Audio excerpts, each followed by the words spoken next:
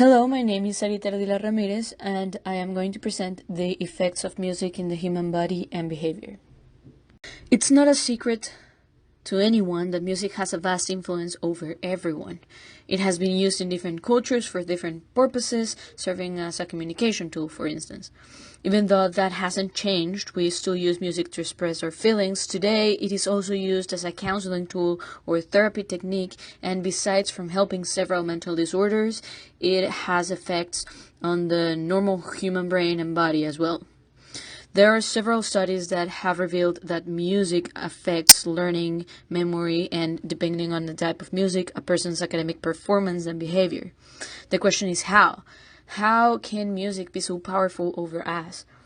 Well, I am going to talk about that throughout my presentation, and I am going to talk about three different categories: effects on a normal person, effects on a person with a mental disorder, and I am going to explain if the music genre matters.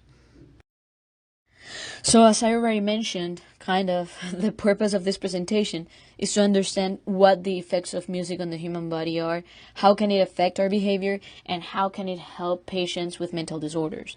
So I am going to go from the biology part of it, followed by the outside part of it, so what we all see, and finally I'm going to talk about music therapy and how it helps with patients with mental health issues.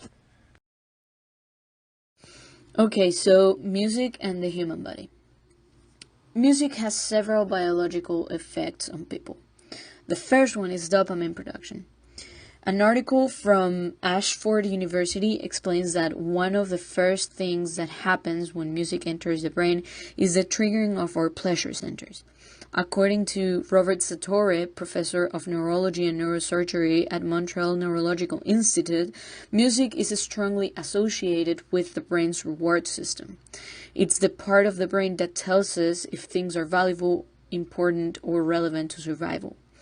One brain structure in particular, called the striatum, releases a chemical called dopamine in response to pleasure-related stimuli, and it is also linked to reinforcement and motivation.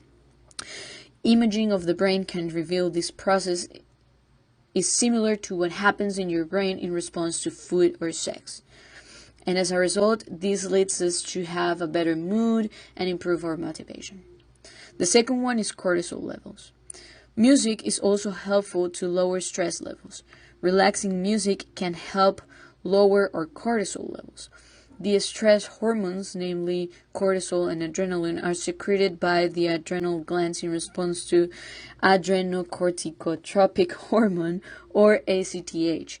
The ACTH is composed of 39 amino acids in the primary stimulation for the production of cortisol.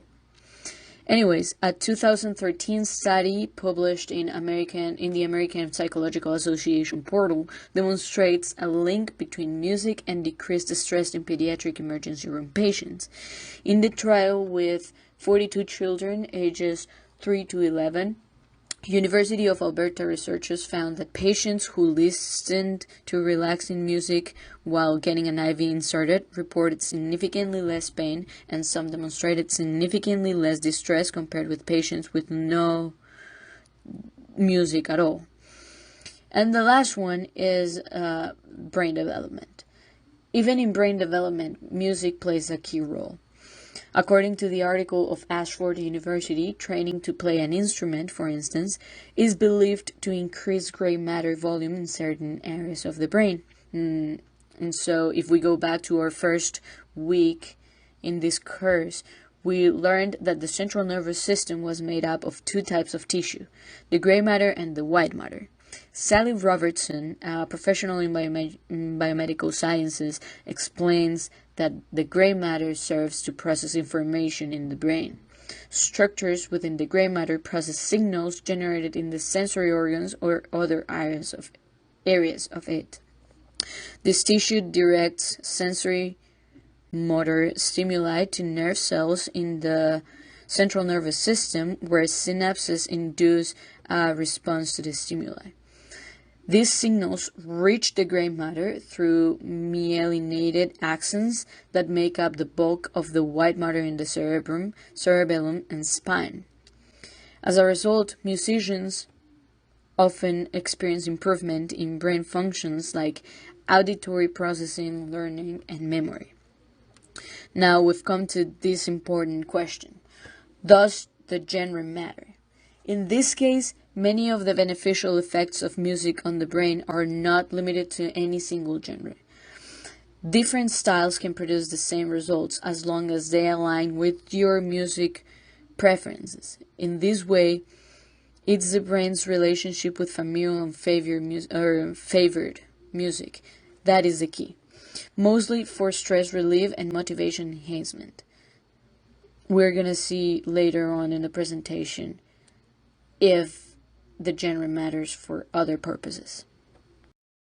Now, when we talk about the effects of music in our behavior, we talk about how it affects our intelligence and academic achievement. Several studies have been done to prove all these theories about it. For instance, a 10-year study conducted by the University of California in Los Angeles involving 25,000 students showed that music making improves test scores in standardized tests, as well as in reading proficiency exams. Or one of the earlier studies involving music and intelligence was performed by Irving Hurwitz at Harvard in 1975. First grade children were taught to read solfege, which is the sight singing technique using do, re, mi, fa, sol, la, si, and then given reading tests. The children who had studied solfege scored significantly higher than the control group who had not. Another example is Gordon Shaw, who completed a famous study in 1993 on a group of college students. He gave them 3 different IQ tests following 3 different activities. One activity involved listening to Mozart's Sonata for 2 pianos in D major. Another activity was guided relaxation techniques, and the third one was no activity. Those who listened to Mozart scored an average of 9 points higher on the IQ test. The effect on intelligence lasted only for 10 or 15 minutes. Shaw saw the music as a warm-up exercise for the areas of the brain that performed analysis and critical thinking. This discovery became known as the Mozart effect. Now you might be thinking, why does this happen? What is at work here? And so there are several different theories that might have an answer to this. A study from Boston Children's Hospital suggests that learning an instrument develops the brain's executive functions, which are coordinated in the brain's frontal lobe. It allows the child to manage time and attention, organize their thoughts, and regulate their behavior. These are skills that are important in school success as well as in adult life. In addition to this, according to a study conducted by scientists from Concordia University and the Montreal Neurological Institute Hospital at McGill University, musical training before age 7 is linked with more white matter in the corpus callosum part of the brain, as well as better performance on visual sensory motor synchronization tasks. Remember that white matter is mainly composed of long-range myelinated axons that transmit signals to the gray matter.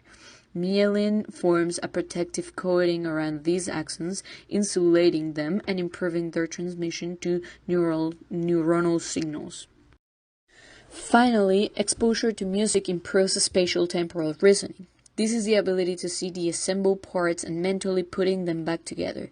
Math skills also depend on this kind of reasoning. Music making, therefore, enhances the brain's hardwiring for the ability to visualize and transform objects in space and time. That was a lot of information. Now, the main question is, does genre matters? The answer is yes and no. In this case, it's more yes than no. The style of music can play a role. When it comes to the best music for learning, for example, experts recommend different genres for different purposes. We use upbeat music, including songs with positive lyrics, to provide an energy boost and get your brain primed for learning. Once it's time to buckle down and concentrate, however, like when you need to read, write, or study your course materials, instrumental music on soothing genres can help you stay calm and focused. In fact, a study made by Liberty University revealed that students who listened to classical music while studying experienced a higher positive effect on their GPA than the ones who listened to alternative rock, jazz, or another genres that they enjoy. However, there is a catch. The mean GPA of those who did not listen to music at all while studying was slightly lower than those who did, except for two types of music: hip hop and R&B. Students who listened to these two showed that they had a lower GPA than the group with no music. Following our plan, music also can be helpful when treating patients with mental disorders or mental health issues. According to Molly Warren, a licensed music therapist, research shows the benefit of music therapy for various mental health conditions, including depression, trauma, and schizophrenia, just to name a few.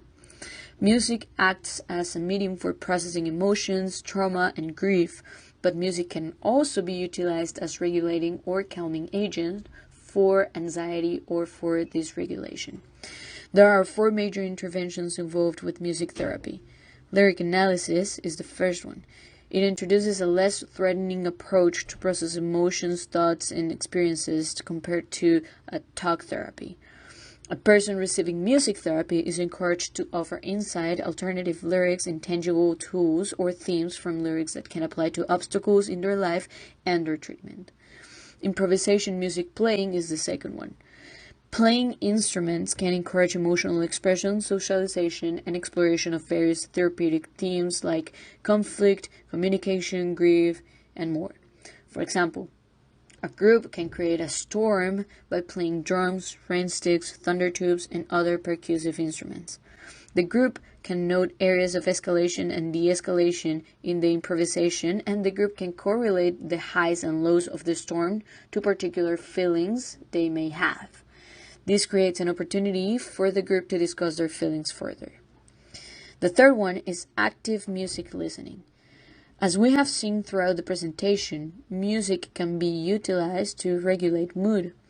Because of its rhythmic and repetitive aspects, music engages the neocortex of our brain, which calms and reduces impulsivity. We often utilize music to match or alter our mood.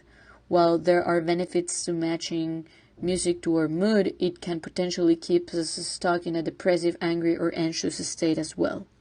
To alter mood states, music therapists can play music to match the current mood of the person and then slowly shift to a more positive or calm state.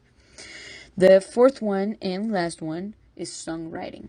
This intervention provides opportunities to express in a positive and rewarding way their thoughts and emotions. Anyone can create lyrics that reflect their own thoughts and experiences and select instruments and sounds that best reflect the emotion behind the lyrics. This process can be very validating and can aid in building self-worth. This intervention can also instill a sense of pride as someone listens to their own creation. In conclusion, music has several positive effects on the human body and our behavior. It can improve our mood, memory, learning abilities, and physical and academic performance. In addition, it helps mental health patients to improve the social and logical skills, thanks to all the biological processes that it enhances. So, turn up the volume, close your eyes, and let the music take over your soul. Thank you.